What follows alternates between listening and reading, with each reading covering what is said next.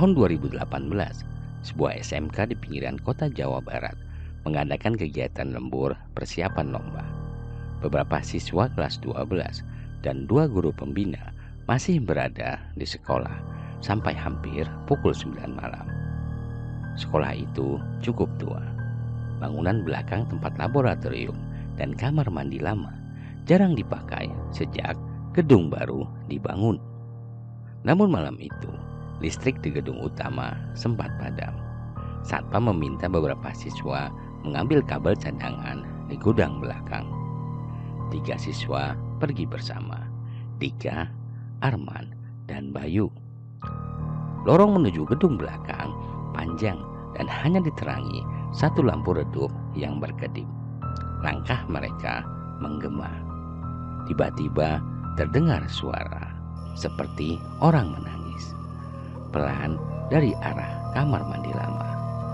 Arman berhenti, tapi suara itu jelas, tangisan perempuan, terisak seperti menahan sakit. Bayu menunjuk ke arah pintu kamar mandi paling ujung. Lampunya menyala. Padahal, kata satpam, listrik bagian belakang belum dinyalakan. Mereka mendekat perlahan. Tangisan pun berhenti. Dika mendorong pintu pertama, kosong. Pintu kedua, kosong. Saat hendak membuka pintu ketiga, terdengar suara ketukan dari dalam. Tok, tok, tok. Pelan. Bayu mundur beberapa langkah. Siapa di dalam? Teriak Dika mencoba berani. Tidak ada jawaban. Tiba-tiba pintu itu terbuka sendiri sedikit demi sedikit. Tidak ada siapa-siapa di dalam, tapi lantainya basah. Air menetes dari langit-langit. Padahal tidak ada kebocoran. Di dalam kamar mandi itu ada cermin besar yang sudah retak di sudutnya. Saat Dika menyorotkan senter ke arah cermin, ia melihat pantulan mereka bertiga. Tapi ada yang aneh. Di belakang mereka, dalam pantulan cermin, ada sosok lain. Perempuan berambut panjang berdiri tepat di belakang Bayu. Padahal saat mereka menoleh langsung ke belakang, tidak ada siapapun. Bayu mulai gemetar.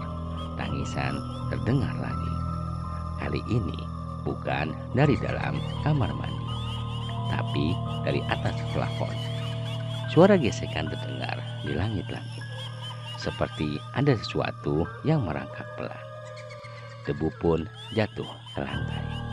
Bayu menjerit saat melihat sesuatu bergerak cepat melintas di atas ventilasi kecil dekat plafon. Bayangan putih dengan rambut menjuntai. Lampu pun tiba-tiba padam. Gelap total. Tangisan berubah menjadi tawa tinggi yang menggema di seluruh lorong. Saat lampu menyala kembali beberapa detik kemudian, Bayu sudah tidak berdiri di tempatnya. Ia terduduk di lantai, menutup telinga sambil menangis. Di bahunya terlihat bekas seperti sidik tangan kecil. Keesokan harinya, guru senior menceritakan bahwa dulu, bertahun-tahun lalu, pernah ada siswi yang mengalami kejadian tragis di kamar mandi belakang sekolah itu. Sejak saat itu, kamar mandi paling ujung sering terdengar suara air menyala sendiri pada malam hari. Sekolah akhirnya menutup permanen bagian belakang itu. Tapi kadang saat sekolah sepi, masih terdengar suara ketukan dari dalam, seolah ada yang ingin dibukakan. Oke teman-teman, demikian cerita kali ini.